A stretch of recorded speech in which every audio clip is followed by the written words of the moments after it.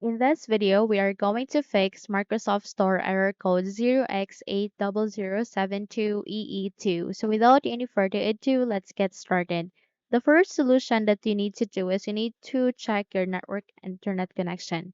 So try to check your network internet, navigate here at this Wi-Fi icon, then proceed to the network internet and see if you are connected. If it marked here no internet, try to connect to another Wi-Fi and check if the error has been resolved.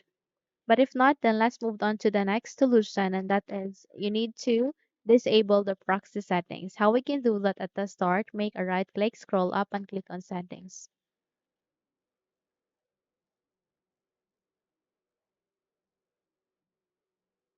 Here at the settings, please navigate to the left pane, find for network and internet, click on it, and then from here, please scroll down and click for proxy, and then set it into automatically detect settings, turn it on, and the manual proxy setup, it must be off, okay? So if you have any proxy setup here, try to remove that one. And then once you have do it, try to check if the error has been fixed. Okay?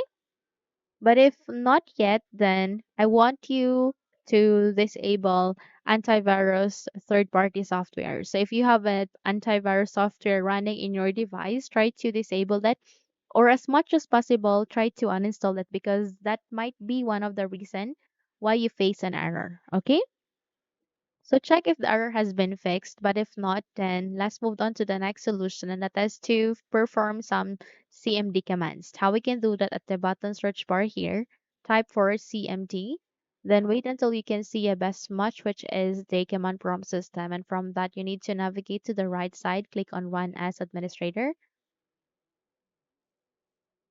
and then you need to copy this one by one. So please copy this one by one at the YouTube description.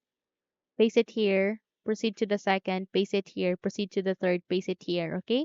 So complete the procedure, and once you have completed this one, restart your computer and you're good to go.